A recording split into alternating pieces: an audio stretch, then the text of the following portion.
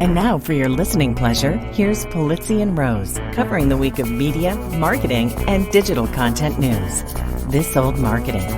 Take it away, boys.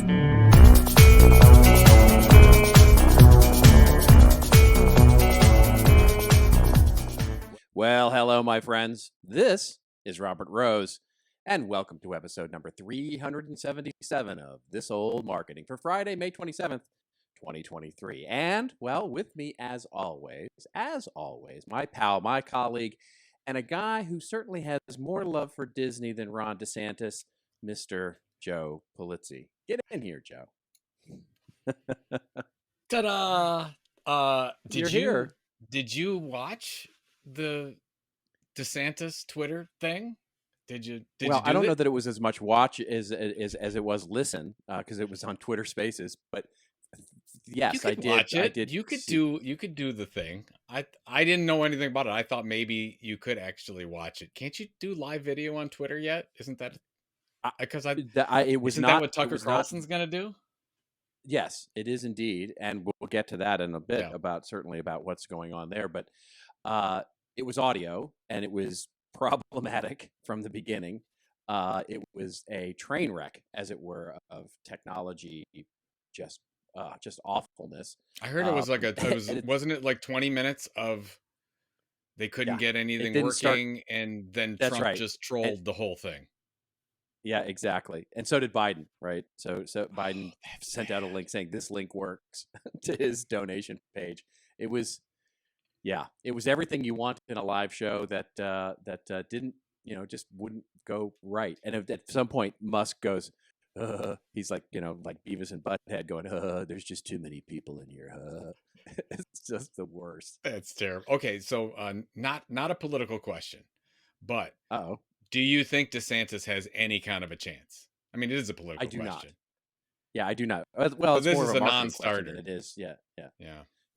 I believe so. Yes, I believe he has not ingratiated himself to the extent that he needed to the Republican Party, and I think he has overplayed his hand.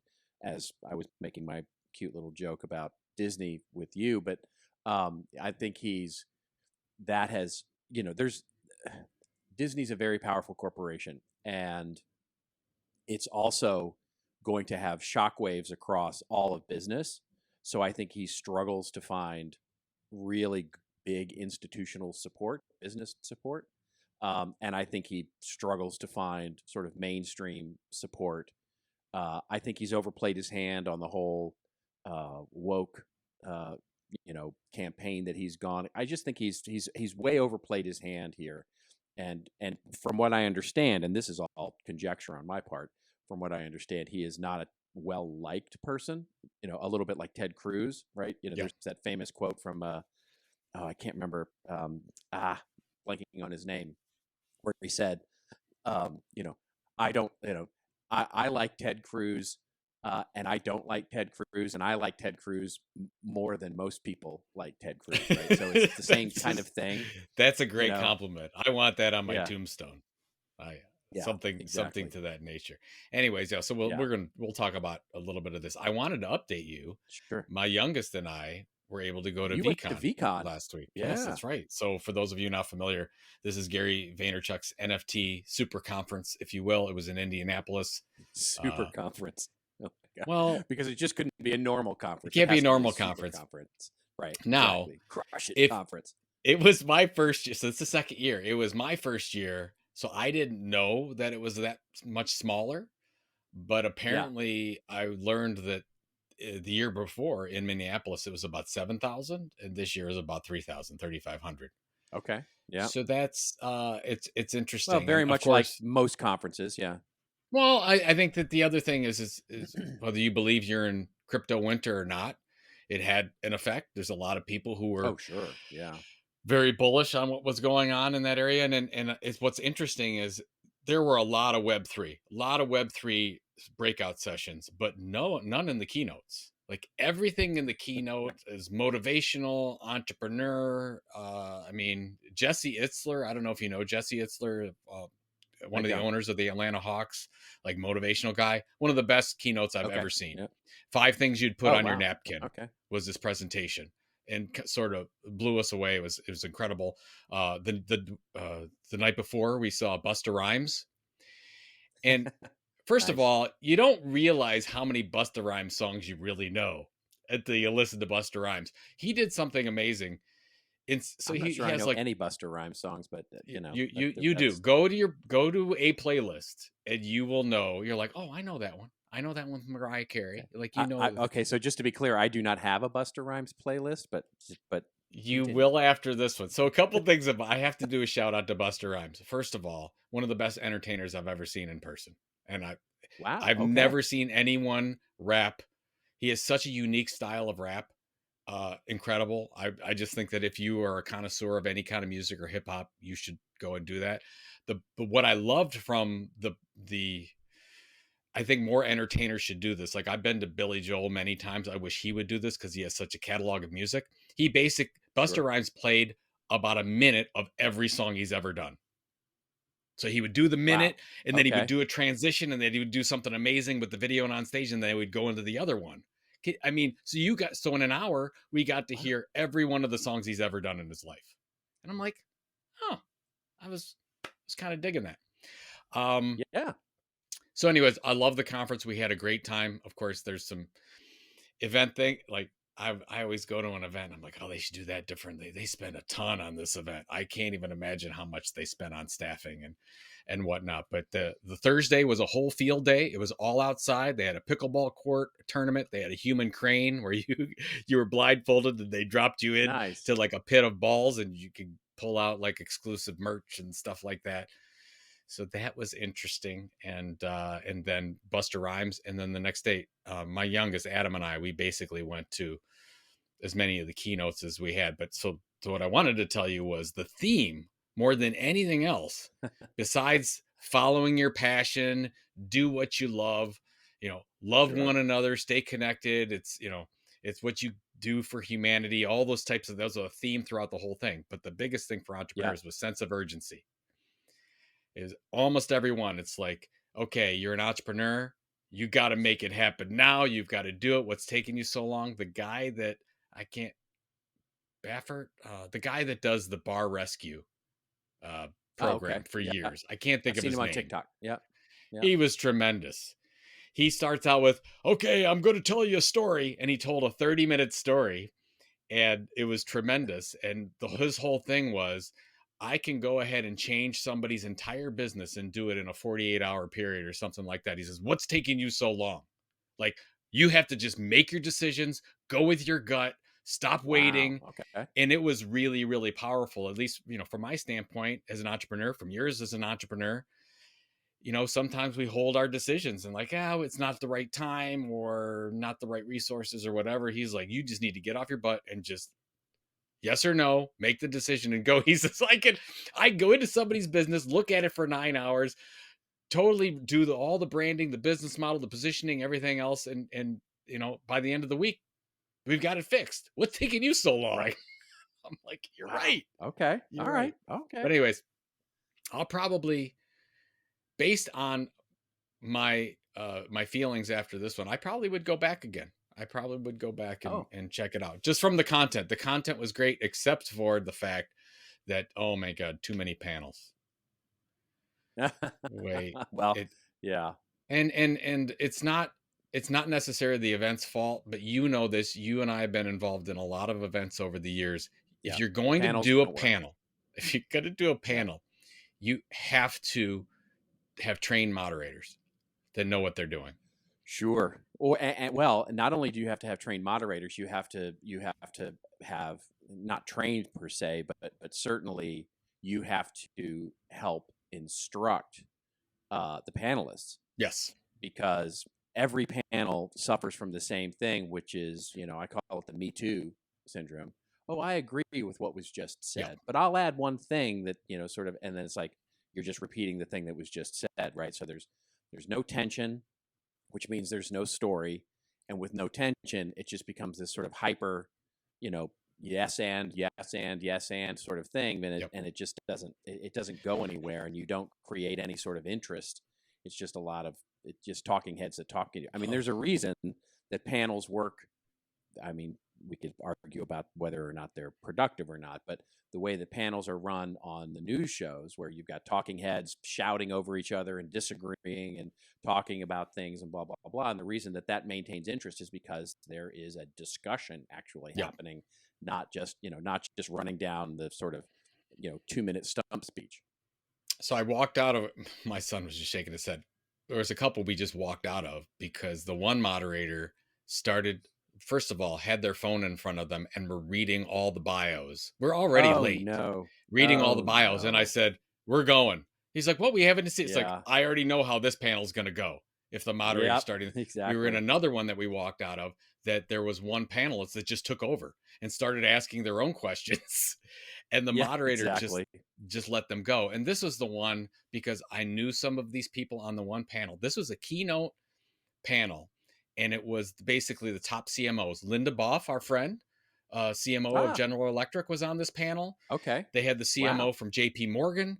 They had the I think the CMO from, or one of the leading executives at Pepsi, at Paramount. Like, it was a power panel of women. And it was a top women panel. Really surprises me. Yeah. It was heavy marketing, this event that went on. But this is what I was so deflated, and nothing against the moderator. I don't even know who it was, but she got on there, and the first question was, tell me, I want to go around. Tell me about your superpower. Oh boy. And this is what I told my son. I said, if that was a group of men up on stage, that question would never get answered. That never get asked. You wouldn't say, you wouldn't be a group of men or even mixed group and say, tell me about your superpower. This was only because they were women. And it felt to me, and I could be wrong and somebody might get mad at me, but it felt demeaning to the people on stage that you have you have four of the smartest, five of the smartest women ever collected on one stage, and you lead with that question. I'm like, oh. So anyways, there's some things I would correct, but long story short, we had a great time. It was great spending time with my son. Did Adam like it? Did Adam have this share the same thing? He liked it because he was expecting a boring business conference that you and I mostly go to. Like, he wasn't expecting the outdoor activities and the merch and the excitement and the lights and the stage. And so even out in the exhibit area, they had all the retro games out there. They had custom hats. They had a lot of cafe and networking areas that most events you don't go to. It's more of a South by Southwest type of feel, if I had to guess. So from that standpoint, liked it. And it was great as a father for me because most of the messaging was really positive. Like, I'm glad that he at 20 years old got to hear, like, this is what you have to work for, and you have to set goals, and you have to think about your impact. Like, and I'm not a huge Tim Tebow fan. I don't think you are either. By the way, the guy still works out. So he's on stage. We're right in front of him. And he talks about this. Do you want success or do you want to be substantial? He says there's a big difference between those two. He says success is very individualistic, and being substantial means you're making a positive impact on other people. And he was saying, be substantial. And I'm like, I like it that my son got to hear that, because they don't listen to me. So maybe you listen to Tim. Do you want to be famous, or do you want the work to be famous, basically? Yeah. What's your legacy? So that kind of thing. But so I would go back. That's my report. I'm going to write some articles about. That's a good report. Yeah, that's a good report. All right. So there you go. Well, there you go. Well, now should we actually report on what happened this week? Maybe and take our take on it. Actually, while we're here, I mean, as long as we're already here, Robert, we might as well just do the show. We're already recording, so okay. We do have a fun show, actually. We are going to talk about a few things, which is, we're going to start with this idea of Musk, and is he going after Murdoch? There's been some moves that have sort of been reported in separate places over the last couple of weeks. Not even withstanding the announcement from Ron DeSantis, that have sort of maybe shifted the way that Twitter may be moving a little bit. Then we'll talk about how the advertising recession, it may already be here, and so we'll talk a little bit about the state of advertising. We will talk about Meta and how it actually may be launching a competitor, not may, will be launching a competitor to Twitter and what that might mean. Then we will talk about how, well, TikTok has decided to sue Montana because, Yellowstone and all that kind of thing. I don't know what that even Might means. as well. Let's just sue Montana. Yeah, exactly. And then if we get time, we will talk a little bit about how the Surgeon General has now placed a warning on social media saying it may be bad for your health. Then we'll get to our rants and raves section, which will talk a little bit about, I'm going to talk a little bit about the new Gartner CMO spend survey that has just come out, and just a fascinating thing there with technology. It's just like, it's the perfect joke, which I'll talk a little bit about. And you're talking about something on Substack that came out. I'm talking about the creator economy middle class. So I got a little that's right, little article from my friend Simon Owens, and I think it's important. So I'm going to shed a little bit of light on 2 paragraphs specifically. So, I gotcha. Yeah. All right. Well, let's see here. Let's get to our first story, shall we? Because that is an important thing here, and it is coming to us courtesy of Axios, and it is the headline here, which I think is a really good one. It says Musk moves in on Murdoch. That has to be the most flattering picture of Elon that I've seen in some time. That's so good. And it's just, is that a real picture? Lovely, you right? think? And I think that's probably a real picture that they have doctored somewhat to make him look angelic. It says pool Getty Images. I mean, I think, yeah. I think that there's no fake lighting. There's no fake lighting in that picture. Anyways. No, not at all. Not at all. But it's not AI generated either. Yeah. So the article opens up by saying Elon Musk has displaced Rupert Murdoch and Fox News as the king of conservative media in recent weeks. Not sure that that's accurate, but all right. Why it matters? Well, because Fox News used to be the place where conservatives went to break the news, but right-wing ecosystems have turned on the network, leaving Twitter as the center of media gravity for the Republican Party just as the 2024 election starts to heat up. Consider it's been exactly 1 month since Fox fired Tucker Carlson, and in that short time, Fox's ratings have sunk. Tucker Carlson announced plans to have a new version of his old Fox show come to Twitter while arguing it's the news you consume is a lie. Ben Shapiro's conservative media company, The Daily Wire, told Axios that it plans to put its entire slate of podcasts, which are almost all recorded as videos, on Twitter beginning in May. Or I should say beginning May 30th, so the end of May, so beginning of June kind of thing. The article goes on here to talk a little bit about what is actually happening behind the scenes here, but I think this is really interesting. My take on this is that Twitter is actually making some significant moves here that's related to the election. What's your take on this? I think there's an well, if you, it's hard to say. Do you think that Elon wants to become the next Rupert Murdoch? I mean, is that if you believe that there might be an opportunity? I think the answer is yes. I mean, Fox is still the number one place for conservative news. I think the number one news channel still overall. And if you believe that I think doesn't Twitter have 450 million users? Not all of them are real, but there's still 450 million users. The average primetime show, if my numbers are correct, are about 1.5 million. Will be in an 8 o'clock time slot. It's like, could we make some hay happen here? As if we get Tucker Carlson and we get a couple of these other like far right winger, and Elon wants it. Right. If Elon wants it to happen because you know what? He's obviously not selling any advertising. It doesn't seem to care that it might hurt that revenue stream.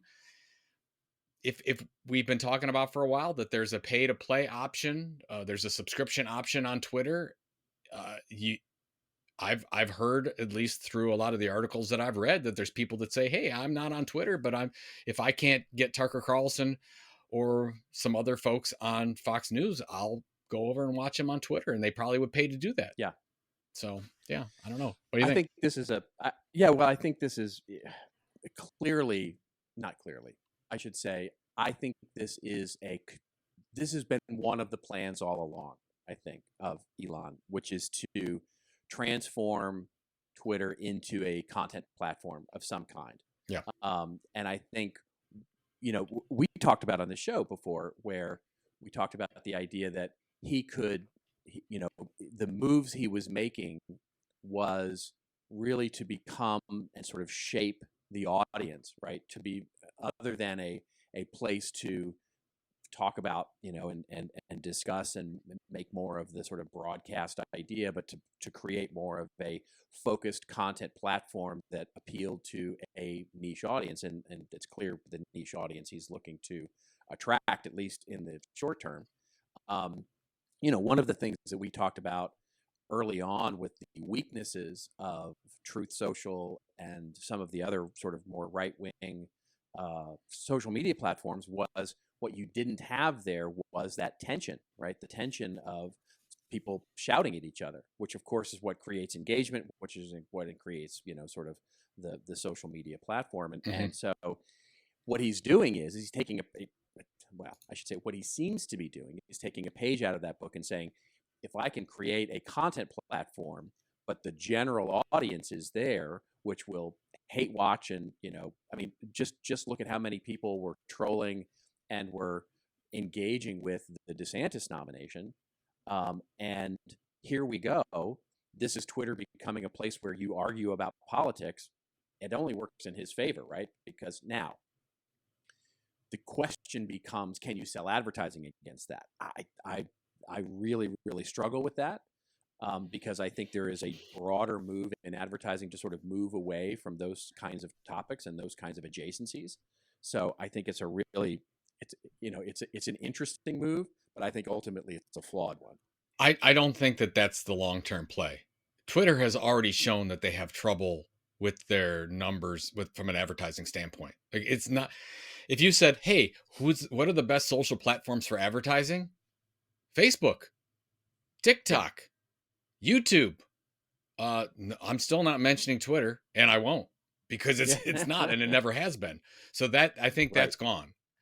So whatever model is, and I think you almost go back to the early days of Facebook where, hey, let's just build some audience. Let's get people on there. Let's get people thinking that I want to go for this kind. And now if it's the movie Idiocracy, but in Twitter form, which is what it seems like it might be, there's probably a subscription type monetization that they can play with that. That's where I think it's going to go. That's where it can't be advertised. It's almost like I was listening to Galloway the other day. They were talking about the cable service, the money that comes in from cable, and you realize that it's the carriage fees that they get, the cable, that the networks they provide. It's always been. Yeah, exactly. It's not, the advertising is just a bonus. That's what I think. That's Twitter's model. Advertising is just a bolt-on. It's like, if we get it, we get it. That's great, but it's not going to be the core payment. So if that becomes what Twitter checkmark should be, and for $10 a month or $12, if they had, let's just, if they have 50 million people spending that kind of money per month, that's a really good business model. It's going to have to be more than that, though. I mean, they have to do something else besides. I mean, they just don't have the numbers to get subscriptions to the point where it's, I mean, it could be a good small business, right? And they could do it if they don't evolve it into a payment platform. You get a small percentage of those 400 million to sign up. Yeah, I think you got to get a lot more. I mean, I think I think it's just the viability of it, because what happens is that you look at, so for example, right now, if you'd asked me this question 2 years ago, would I subscribe to Twitter? Like, would I, we talked about this. Yeah. Would I pay a monthly fee based on my number of followers to get extra reach, to get all those things, to get the, to get analytics, to get the kinds of things that enable me to have a much more meaningful, for example, I pay for LinkedIn. I absolutely find the LinkedIn platform valuable, and I find paying for it, and it's not cheap, by the way, to pay for the professional or whatever they call it edition of LinkedIn that gives you, certain numbers of DMs and certain, presence and all those kinds of things. I would have totally said yes. Today, my follower count hasn't gone down. My feed is decidedly worse. You're talking about on Twitter, in terms of content on Twitter. On Twitter, and so would I pay for Twitter today? I mean, I do currently, because I have the blue check mark, and I just honestly haven't had the time to go in and go, I don't care about the blue check mark anymore. So and it's $8 a month. So I kind of don't, it's very meh to me. But if you said, okay, you're going to pay $20 a month to get access to this content and to do this kind of stuff, nope, not even a decision. They need more. Yeah. TikTok has that figured out because so they've got 150 million people on Twitter or on TikTok in the United States. And I believe half of those people are creating content on a somewhat regular basis. 50% are creators. That is not true on Twitter. You have a lot more lurkers and watchers. That's the issue that you're going to have. So the content has to be truly compelling. So I think you're going to have to go to. So if I could see you're getting a half hour of Tucker Carlson, but if you want the full hour or hour and a half, right? I can't believe you were laughing at that. Just you want your imagine 5 minutes Tucker of Carlson. Tucker Carlson, much less than an hour and a half. Yeah, you like Tucker Carlson when he was in back in '98. You like Tucker. I didn't. No, I have never liked that bow tie wearing fool. Yeah. Anyways, I think we'll see. Obviously they've got to get over the tech glitches or it's going to be an issue. But clearly, clearly Twitter is trying to become what Truth Social wanted to become. I think that's it. I think that's the headline, right? Yeah, it seems that way anyway. It seems that we're moving that way. All right, let's move on to this is a very related story. It's a nice segue, if you will, from what we were just talking about in terms of business models. And of course, this comes from Simon Owen's media newsletter, this particular article. Great newsletter, by the way. I love this newsletter. And the headline is "The Advertising Recession is Definitely Here." Definitely. And basically and it's a lovely pink image of a piggy bank with a that's a good image. That's a good I get image. it. The floor is getting cut around it. I get it. All right. You get that one? Right. Yeah, no, I get it. It's a metaphor, as they say. I probably don't have to tell you that the economy is extremely weird right now, says Simon. On the one hand, we've been beleaguered with high inflation that's remained persistent despite the Fed's aggressive moves on raising interest rates. Public companies have consistently missed earnings estimates, and most surveys place consumer sentiment at extreme lows. It also doesn't help that we're staring down the barrel of a GOP-induced default on our national debt, which would likely trigger a global recession. Oh, that's not political. At the same time, that's not at political. All. At the same time, the unemployment rate remains historically low, and monthly job reports continue to be rosy. Low-income workers have experienced wage increases that outpace inflation, and the GDP appears to still be growing.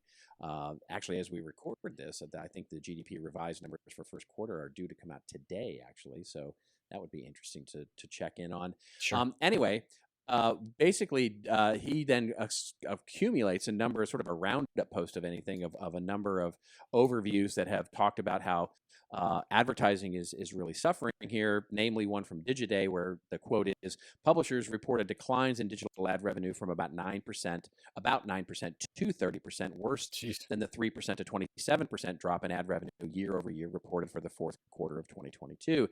Executives continue to cite macroeconomic conditions and a soft ad market as major challenges to their business." And they basically go through and name Dotdash and Future that they're seeing declines. And the article then goes on for some length of quite a lot. Yeah, there's words. Here. There's many words. There's words on top of words. Many words here that really speak to the idea that advertising is in a recession. What was your take on all of this? I definitely have some thoughts, but would love your publisher media minded thoughts. So, yes, I've been around the publishing block, if you will. And what happens whenever you get the medias and all of us reporting on this stuff that says, the economy's in trouble. So that happened, 12 plus months ago? The economy's in trouble? Sure. Well, if you realize, if you look at the stock reports that are coming out, the profit margins have never been better for all these companies, but we're still reporting that, we're in trouble. So as soon as that we're in trouble happens, the first thing to get cut is advertising. And we've seen this happen. And that's why you've had Vice that came out last week or whatever, two weeks ago, and said they were going bankrupt. They were done. You had BuzzFeed make a really good decision, in my opinion, to kill news to try to save their business. You just can't be competitive in that market. So, The problem, so yes, this is all true. And I can give you all sorts of qualitative information about the number of content creators that I've talked to that says, boy, that they were selling out all of 21 and half of 22, and now nothing. It's crickets. The issue that I'm concerned with, and I think what you're going to see, and this is why media companies and creators have to be careful, is this is going to go on for at least another 12 months, maybe longer, because we're still talking about, the economy, and we haven't hit anything yet. Right. So even if you believe that it's never going to happen, we're still talking about it. And so they're not going to bring it back, because whenever you get into an executive meeting, you get into a market, you've been in these marketing budget meetings. Yes. Yeah, we got to hold that back. We can't, no purchases that are not necessary purchases right now from a marketing standpoint. Right. So that's where you get to, okay, we're going to keep our buys with the top 1 or 2. This is where this happened in early 2000s, where we used in magazine industry, you had 5 book markets. You basically had 5 magazines that somebody would advertise with. And you had 01 and 02 and 03 happen. And of course that went to then 1 and 2. And that meant book 3, 4, and 5 went out of business at that time. We're seeing the same thing happen with these digital properties, and it's just started. So okay, BuzzFeed, Vice, I want to know who's next. So in the next 6 months, you're going to have 3 or 4 more major media companies say that my advertising model is broken. We've got to do major scale backs, or we're going out of business. So I don't know what you think about that whole thing. It's interesting, because I think there are, so your main point there about the idea of, our perception is reality kind of thing is, I think is the most appropriate one there, right? So as I said to someone, I think it was last week, I said, I definitely predict a recession somewhere between the next 2 and 48 months. And so, of course, and I'm going to be right, right? Of course, there's a recession every 7 years. So yes, exactly. Yeah. So somewhere between the next 2 and 6 years, I think we're going to have a pretty good recession. Call. So, pretty good call. But I mean. But this is the thing. We've been predicting recession. That next month will be the recession for the next, for the last, I don't know, year and a half or so. We've been predicting recession, and it just hasn't happened yet. I mean, now we'll see what happens with the revised numbers from Q1. We'll see what happens if the chuckleheads in Washington D.C. don't figure out this whole debt ceiling thing, which is don't even get me on a rant on that. It happens ridiculous. All the time. I know it happens all the time, and the media overplays this, but it's still just ridiculous that we even have this conversation from time to time. And then the real thing here is, and this will segue a little bit. I'll talk a little bit about this later when I get to my commentary about the CMO spend and survey. But just a bit of a spoiler alert: the top 2 increases in spending in budget. So the overall budgets are flat. Just again, spoiler alert here. The interesting thing is that the biggest increases are social advertising, video advertising, and influencer marketing. And so I think what we're going to see here is it's a right sizing of the marketplace, right? It's a right sizing of the advertising marketplace as it just got really overheated in the pandemic and sort of the months coming out of that and leading up to it. And I think a lot of these media companies got out over their skis a little bit. And I think we're seeing the suffering from that, right? We're seeing what happened to BuzzFeed, right? By saying, hey, we can go public now. We're seeing with Vice arguably grew too fast. It just grew way too fast and got out, a bit of ahead of themselves. And so I think what we're seeing now is on the publisher side, because many of these niche publishers are doing okay, they're doing fine, but it's the sort of bigger, sort of aggregated sort of groups that seem to be suffering a little bit. But if you look at Dotdash Meredith, for example, they are the biggest publisher. They're doing well. They're doing niche publications are fine for the most part, even large niche publications. But you know what? I think you're right. But I'd also, maybe it's something bigger that we should be talking about, is the fact that we've been over indexed in advertising since the 70s. We've never come out of that. So is it possible that this is a long-term adjustment, right? We thought that we were going to have this before. We thought it was going to happen in 01, 02. It didn't happen. We thought it was going to happen in 08, 09. Didn't happen. We were still spending more of our dollars on. And so maybe now is the time when we're like, maybe it's not in advertising anymore. And I talked with somebody on the call on a call just before this one. They were asking about spending in content marketing. I said, spending in content marketing is up significantly over the past 10 years, but the advertising is still the sun, and content marketing spending is still Pluto. It's not even a planet. That's right. I've been using that one for 10 years because it's still true. Yeah. So yeah, it is true. It is true. And well, so I'm not even going to comment on that because you have now just captured the backbone theme of my commentary in just a little bit. So good. I'll save my sort of good. If you're going to talk about something that I like to hear, then I'm looking forward to it. There you go. Okay, yeah, absolutely. Because that's all I live for you, my friend. All I do is again, you know your role. You stay in your lane. I do. And it really works for both. It really works for both of us. Yeah, it does. It does. It really does. Okay, now let's talk a little bit about Meta, because we haven't talked about Meta for the last 5 minutes. And this also segues nicely from where we were with what Twitter is doing and where it may be going, and also where the advertising model is going. But we're going to talk a little bit about what Instagram seems to be doing here in the background. I think there may be some really fun coy games going on here, but basically this is an article from Marketing Brew, and they basically say the details on Instagram's not yet released Twitter competitor. And the headline just does not pay on itself because it's really just not a lot of details. Let's just be honest. No, it's just so anyway, something. You know, it's an AI generated headline, I'm sure. So I'm not sure. I have no idea. But anyway, let's target the phrase Twitter competitor. That's exactly. Something like that. That's bingo. Earlier this year, a site called Money Control caught wind of the new app, noting that Meta is hashing out a plan to build a standalone text-based content app. Last week, more details came out thanks to Leah Haberman, who shared in her newsletter that Instagram's new Twitter-like text app may be here as soon as the end of June. Over the weekend, newly minted Twitter CEO Linda Yaccarino, such a great name, tweeted "Game on" in response to coverage of the upcoming app, which comes as she takes helm of a platform that struggled to retain advertisers since Elon Musk bought it last fall. Haberman, a UCLA professor specializing in social media and influencer marketing, published a screenshot of the app's description in her newsletter, in case you missed it. The screenshot states that certain other apps like Mastodon will be compatible with the text-based app. It also says Instagram's community Instagram's community guidelines will be enforced on it. And then it goes on to sort of talk a little bit about what's actually happening here and whether it's just a shiny new toy. Yeah. I mean, again, the headline, not a lot of details there, but it does seem that Meta is doing what we thought it would do, which is take this opportunity to launch a competitor to Twitter. This is good, sorry. Bad? Do you think people will buy it? What? Yeah. I'm really feeling weird about this one because this is complete fake news. We just talked about the fact. I like it. Yeah, well, we just talked about the fact that the Twitter business model is terrible.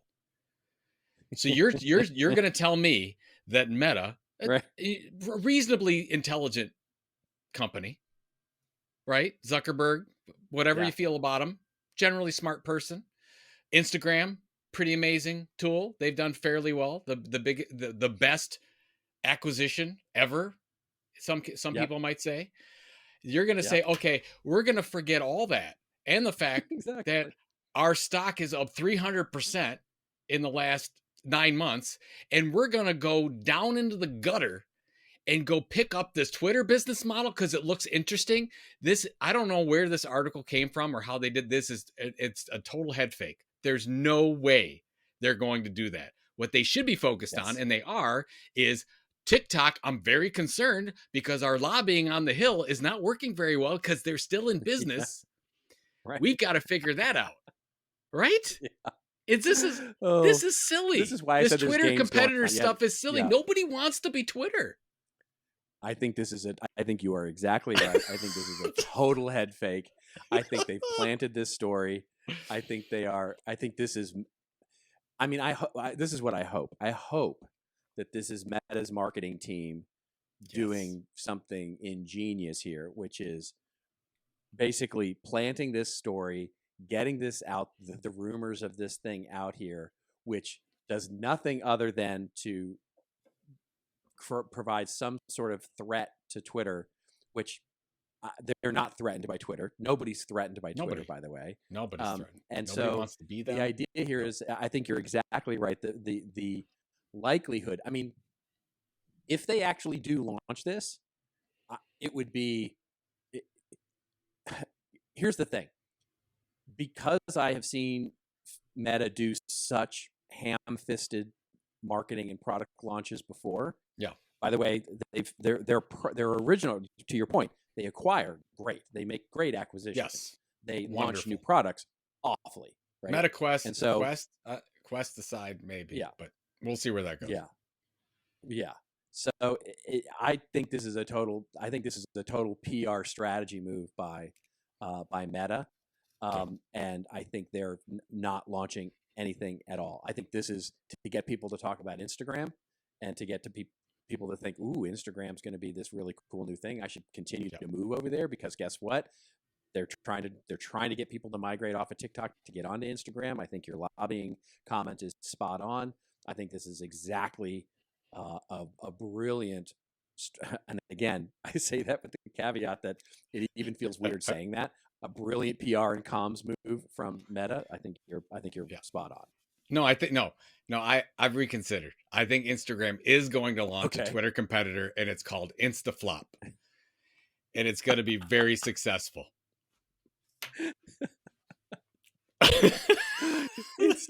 That's so good, though. Instaflop. So good. Maybe that's the name. Instaflop. Yeah, that's probably the name of this episode.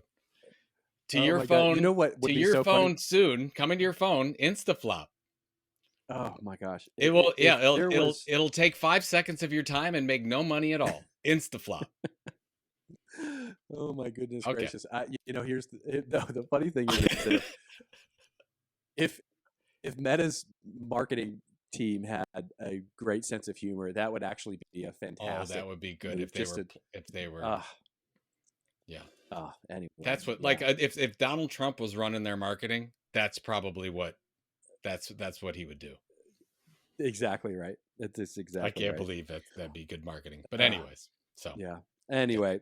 All right. One last story here before we get to our rants and raves section, and it is about our friends at TikTok. It's funny how we sort of work all these ideas to sort of. It's interesting that each other. Well, it's interesting that you plan it this way. Not it's you. It's all you. Well. Because I had somebody again. I know my swim lanes. Yeah, I had three people. I had three people come up to me, VCon, saying we love the podcast show and we're glad that you spend no time on preparation. Thank God for Robert. They all said. I'm like, that's why he's there. My gosh, it's really a thing. You're like, how do you do that? And you just sit in there and you don't prepare at all. I'm like, I do read the articles. Yeah, maybe I read the headlines. Anyways, there's that. Boom! There you go. This is actually this is a story that you had sent over actually, which is TikTok. I mean, this is a sentence that I did not think I would say in my lifetime, but here we go. TikTok sues Montana over its new law banning the app. The article opens up by saying TikTok has filed a federal lawsuit against Montana. Just that opening line. I mean, TikTok has filed a federal lawsuit against Montana. You didn't think it was coming. Yeah, that's right. That's an episode of Yellowstone right there. Get out of it. We need these TikToks out of here. No, that's the other way around. Hey, no, it's TikTok. John Dutton. We don't want any Montana on our Chinese-owned Instagram. Let's go teach these TikTok fools what we do for a living here in Montana. Anyway. TikTok has filed a federal lawsuit against Montana after the state passed a law last week intended to ban the app from being downloaded within its borders. The widely expected lawsuit argues that banning a hugely popular social media app amounts to illegal suppression of free speech, tantamount to censorship. The Montana law unlawfully abridges one of the core freedoms guaranteed by the First Amendment, the suit claims.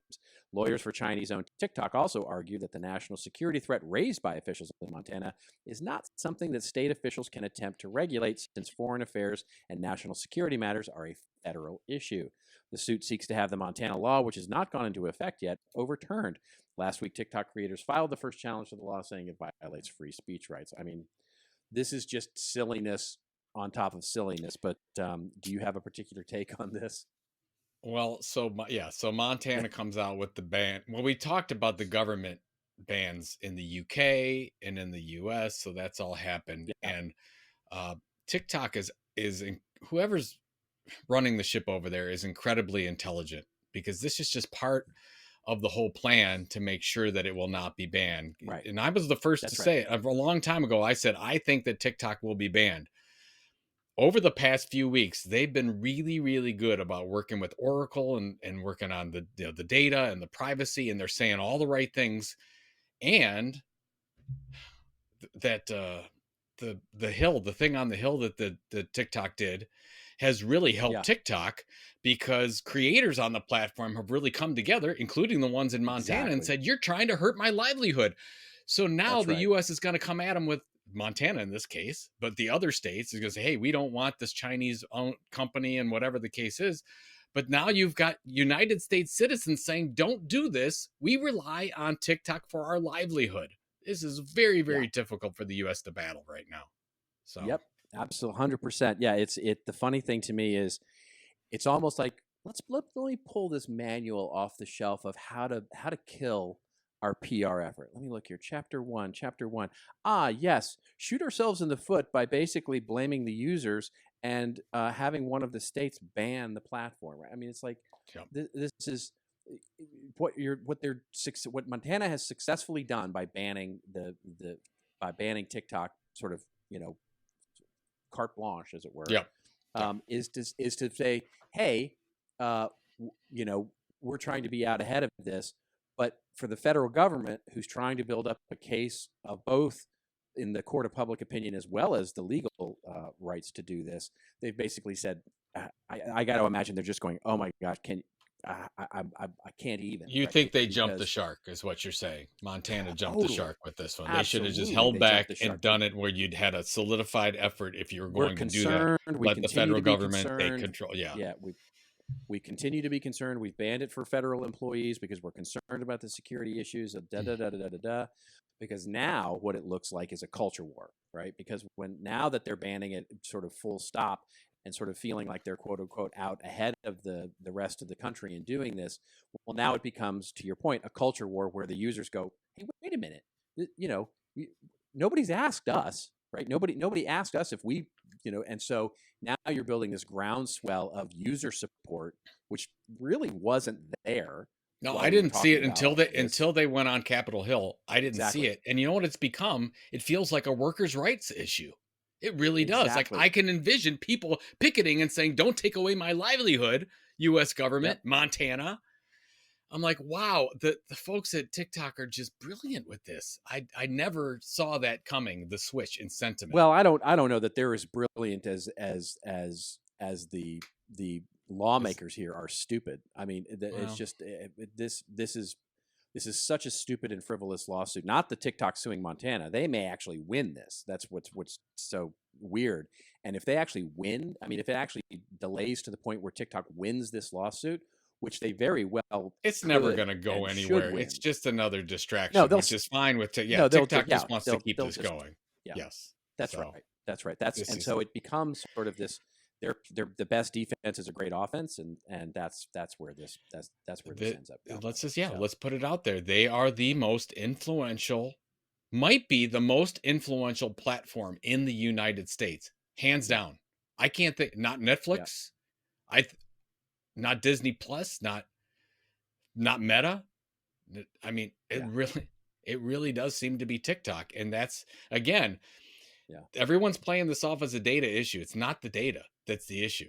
It's the fact that sentiment can be shifted very quickly by the type of content that algorithm gets through. Let's just put it out there. So if you're afraid of TikTok, it's not because you want. Everybody already gives out all their data to U.S. companies. Nobody cares about that anymore. It's the fact that sentiment and culture can be shifted through the content. That's what I believe. And they have that. Yeah, there is something to the ability for them to, which there's been a few articles written by some very, very smart, savvy journalists that have talked about how the ability for them to narrow down location by cell phones it has been not misused. Let's put it that way by TikTok, and basically, where they have tracked Is there proof? There's proof of this? Because I didn't think they had really good proof. Yeah. I think they had better proof. Some really interesting articles. They had better proof of Zuckerberg and what Zuckerberg's done. But and that's the thing. And by the way, TikTok loves Mark Zuckerberg because Mark broke half these rules already. So when TikTok does them, it's not that big of a deal. It's like, look at the guy in the movie is already did this stuff. Go watch Social Network. You'll see it. Right. This is why what we need is broad social media legislation, not just one focusing on one company. But, here's the thing. Oh my. Okay, I got to end with this because I'm on my whole crypto kick right now. This is where the U.S. government. Wait. Have you ever been off your crypto kick? The U.S. government wants to kill crypto, and they're doing a very good job by not setting any regulations at all. Just not. It's totally unclear. You can do that with crypto and people will leave and whatever. That's fine. You can't do this with social media because it's going to happen regardless. So they love that message. Oh, we just won't do anything. You have to do something with this. You have to set these rules because a company like TikTok will come in and just steamroll everything, which is what they've done. Yep. So good job, U.S. government. Good job. Thumbs up. All right. Let's very quickly here get to our rants and raves here. And before we get to our rants and raves, we just want to remind you that we've got some great stuff going on at thisoldmarketing.site, including, by the way, the ability for you to come in and give us a voicemail or a video or anything really you want to do. Send us a note, send us a letter, send up smoke signals, whatever you want to do to ask a question that we can answer here on the show, get you on the show and do all those wonderful things. So get on over there, won't you? We've got all the episodes. We've got the show notes, the links, all the things. You can subscribe to Joe's Tilt newsletter. You can subscribe to my little Experience Advisors newsletter. It's a wonderful little community that we're building over there. So all of it sort of in one little ball of goodness called This Old Marketing. Do you think I need to? We're looking at the we're looking at the image on This Old Marketing's page right now. Sure. Yeah. Do you think we should update that because that's my Grizzly Adams beard? Do you think that turns people off when they go to the site?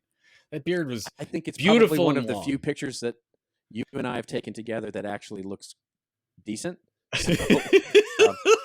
So I'm reluctant to change it because honestly, it really is a good. I mean, you're like, I'm sort of happy to be here, and I'm like, I can't believe I'm here, but I'm going to smile anyways. Right there, it is. When that was taken, by the way. Do you remember when that was taken? I do remember when that was taken. It was right before one of your content marketing university trainings. That's right. You were doing that. Yep, that's right. Which I wasn't invited to. I was invited only to come and get a picture with you. True.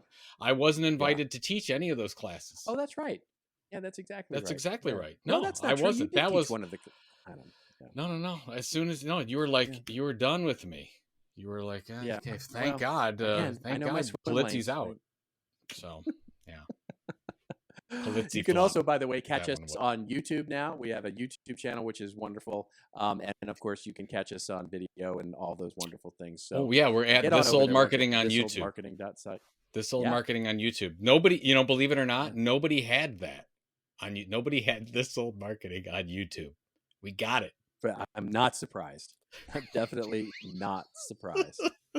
I'm not surprised. All right. Do you want to go first here, or shall I go first, or what's the deal?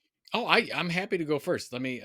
You go first. Get this. You go first. Get this article. I want to bring this up and read this because this is some good stuff right here. Look at this. So this is our friend Simon Owens, and he's talking about the creator economy middle class. Now, Simon doesn't like the term middle class because I think he appropriates that to people that work for other companies and not necessarily entrepreneurs, but then goes into the whole thing about maybe not middle class, but the opportunities for content creators, or what we call content entrepreneurs, have never been it's never been a better opportunity than right now. And I want to read this from Simon. It says, let's say a 12-year-old in the year 1990 told you they wanted to grow up to be a professional artist, whether it's a novelist, musician, painter, or filmmaker. Back then, you would have placed their chances at achieving this dream as extremely low, since it would have required a convergence of factors, including talent, opportunity, geographic proximity, and good old-fashioned luck. The barriers to entry for these industries were extremely high.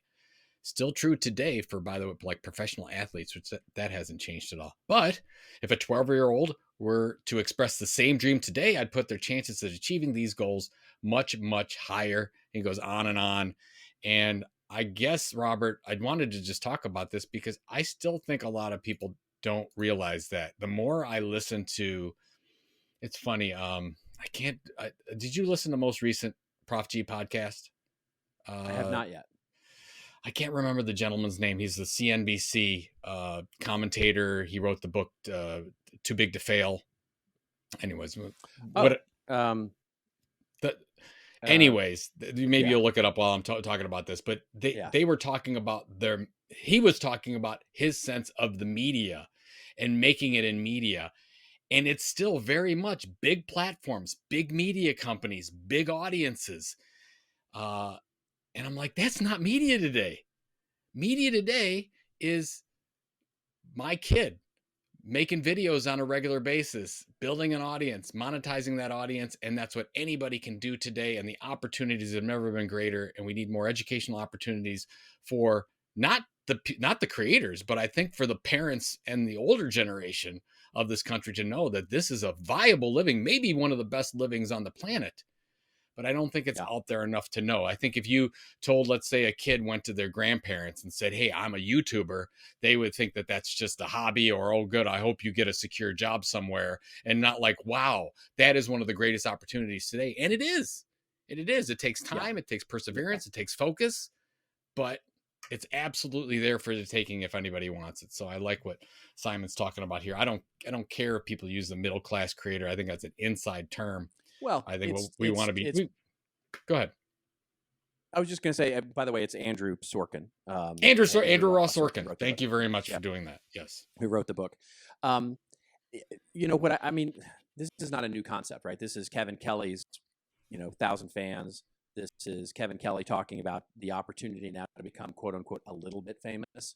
Yep. And this has been the democratization of really, we call them, the creator economy now, but really since the advent of the web and digital, it's existed, which is the ability to build a small audience that enables you to make a living, right? And it's this idea of what's enough.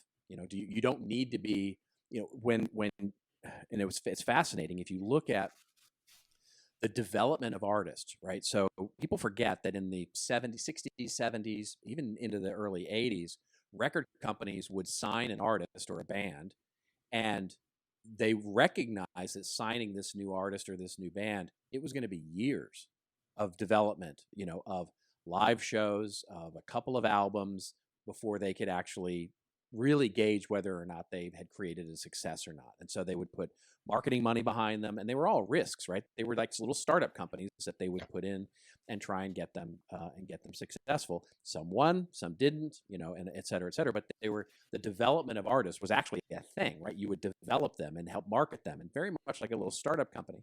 And you would ultimately become really super successful or a failure. There wasn't kind of a lot in the middle. There was that middle was really a gaping hole there.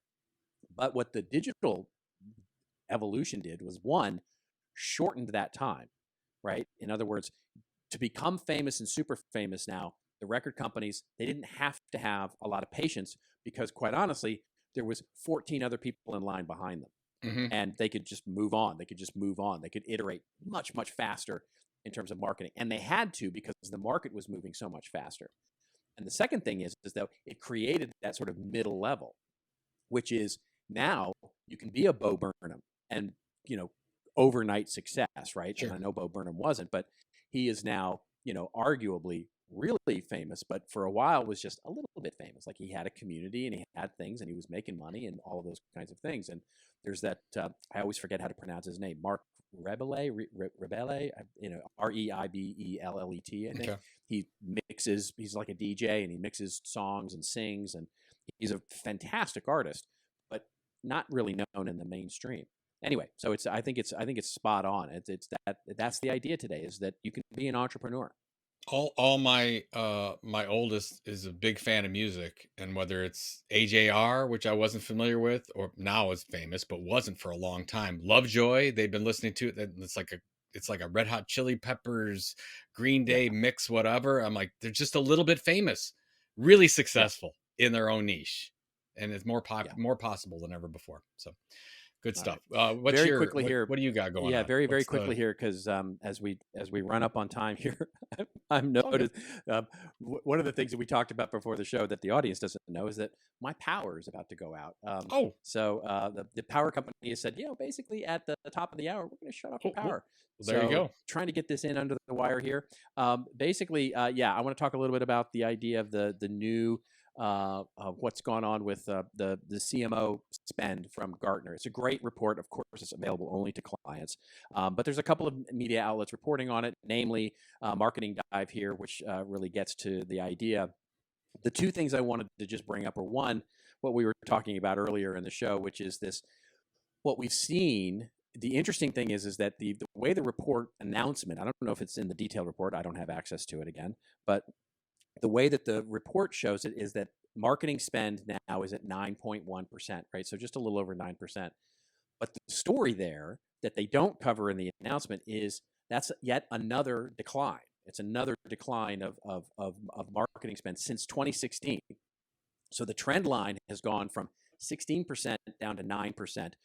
Except for the big dip that we saw in 2021 based on COVID and pandemic and all that kind of stuff, basically that trend line has held true. And I wonder, and this gets to your point, Joe, whether or not, one, percentage of revenue is the right way to measure marketing spend as a percentage of revenue, whether that's the right way to measure things anymore. And two, are we starting to either see a decrease in marketing budgets, or are we just getting better at being more efficient with it?